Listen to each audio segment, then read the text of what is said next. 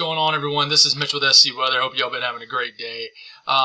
If you watched the video yesterday, I kind of broke down and talked about the potential for a pattern change. Well, what looks to be a pattern change as we really begin to enter tomorrow for most areas.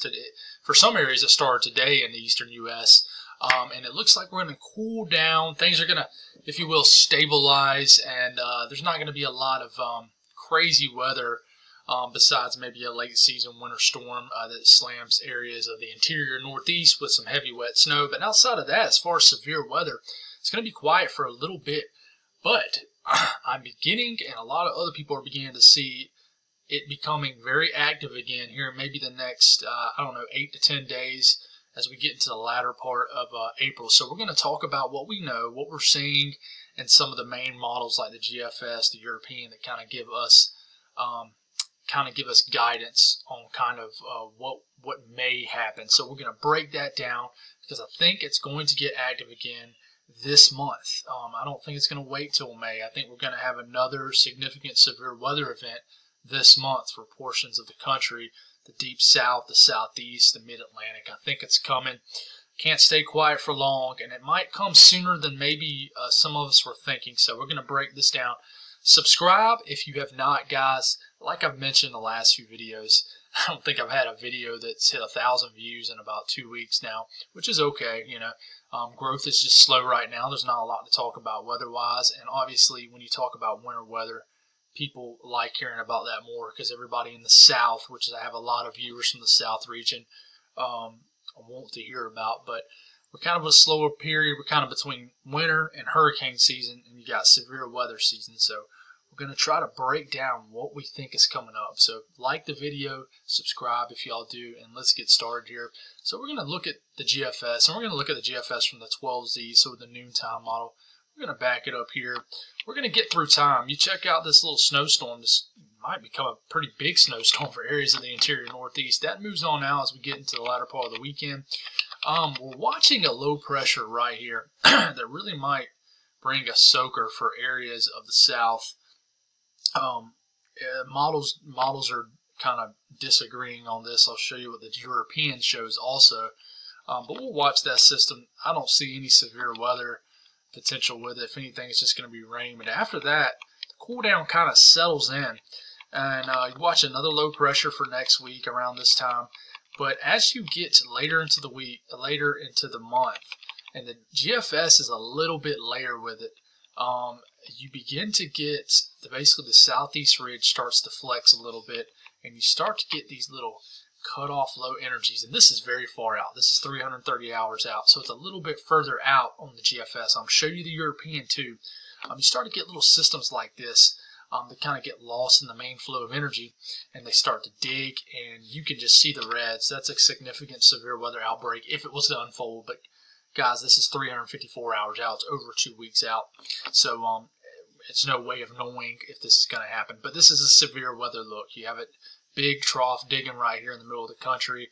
You basically have warm air surging out the Gulf. That's the kind of look you need for severe weather. So if you move on to basically the European model here, it shows you kind of the same thing, but it's much closer. You get into this weekend, a little snow event for the northeast, a system down south from the southern stream, and then you get into next week around this time, and this is when the pattern, according to the operational European, starts to shift back to more of a pattern that's favorable for severe weather. As you get here in time, you get some kind of piece of energy, some kind of cutoff low, some little upper level low that kind of gets lost from the mainstream of energy right here. It's a little low pressure, and granted, this is 9 days out, so it's pretty far out. But I tell you what, and a lot of other people will agree with me, these long-range models have a much better idea gripping onto severe weather looks very far out and hanging on to them than they do snowstorms this far out and hanging on to them. Seems like it likes to hang on to severe weather events in long range more than snow events and winter storm events. But check it out. This is the look. You got low pressure cruising over over the lower Ohio Valley, upper mid-south, and it gets going, and basically that creates a severe weather part. It develops a moist flow, higher dew points, and it develops a low-level jet that really gets kicking right here.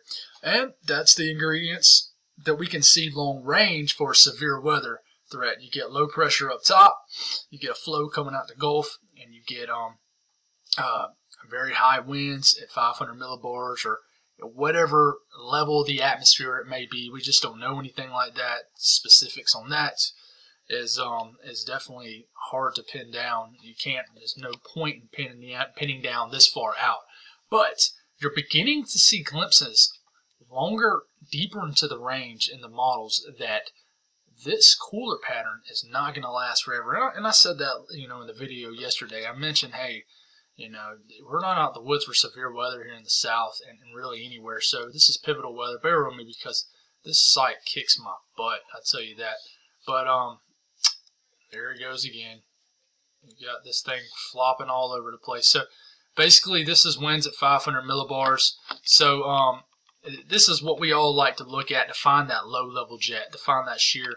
So you're getting going, and this is the European model. You're starting to get going deeper into, when is this? This is April 21st, so this is a week out from today. Look at this system right here. This is a look for severe weather. This is normally where these little low pressures come up, little cutoff low. You got the main stream of energy up here.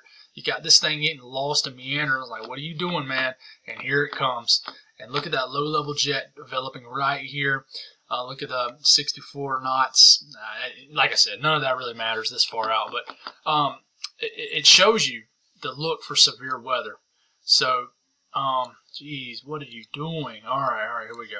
So it shows you that look for severe weather, and then it moves across the deep south. So it looks like another Dixie into the southeast severe weather event. I'll tell you what, the Carolinas have not been hit very, very hard. They've actually been semi-quiet, especially compared to last year at this point. So they've all been relatively quiet. So this is kind of the same thing, but on a different site. It gives you a good idea what sets up here. And look at it. Here comes this cutoff low right here that develops, and you can really see how amped up a little low-level jet gets going here. But it's just showing you that a pattern gets more favorable for severe weather over 8 to 10 days out, very far out. But we're starting to see hints towards the end of the month that we're not going to stay quiet for long. And here you go. This is a good look at dew points right here. But you look how the dew points get suppressed, and that's basically because you get troughs that dig into the south that keep cool, stable air. Dew points in the 20s and 30s, highs in the 70s and 60s. Typical nice spring weather. So you get mild flexes of spikes and dew points where they'll rise briefly ahead of troughs. But generally, in the area that normally gets severe weather around this time of the year, which is kind of in this area right here in April, it's pretty quiet. But if you move forward here, you get into late next week. Look at the flex in dew points. That looks just like a moist sector building ahead of a low pressure right here. And it's just a good thing to look at. And it looks like dew points are building ahead of a system, and you're getting a big flex in dew points. And I think it keeps going after this storm too, if it was to keep going. Now I'll show you kind of what I'm talking about when I'm saying it keeps going after 240 hours out. The pattern remains favorable. And this is the European ensembles, the EPS ensembles. Basically, the cooler color anomalies right here, the cooler color, the negative heights, which are the cooler colors, which is the blues and reds, that's basically showing you on average. That's where troughs are digging. It's where you're getting trough interaction. And it sticks with us all the way until next week. But check out here. You get a little bit of a flex of the southeast ridge, and you get this little cutoff energy right here. And somewhere in here, right here, is where the severe weather threat comes. And you keep going forward, you lose that piece of energy, and then it just kind of gets neutral across the board, and you get positive heights over in the southwest. So you look at the GFS ensembles, it kind of shows you the same thing, but it shows you a different look. It shows you something. It shows you getting it active. It basically shows negative heights over the eastern U.S., which basically is telling us troughs are digging, cooler than average temperatures. But look at the southeast ridge that begins to flex. It has kind of the same look. as you get into late next week is in next Friday, Saturday, and then it shows digging right here. So that means maybe a severe weather threat right in here.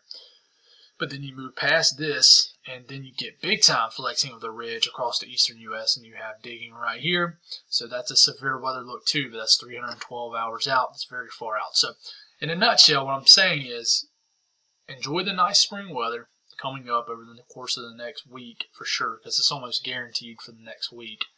And then after that, it looks like typical April conditions where you get isolated severe weather outbreaks is going to begin to show up again in short-range modeling and models in general, and we're going to get to the point where it says, hey, stuff's about to get serious. So definitely, it's nothing to worry about or anything, but just something to think about. We're definitely not going to stick in the same pattern forever. So that's all I got, guys. We'll continue to monitor it. It's pretty slow right now, not a lot to talk about, but I'll keep y'all updated daily. Thank y'all for tuning in.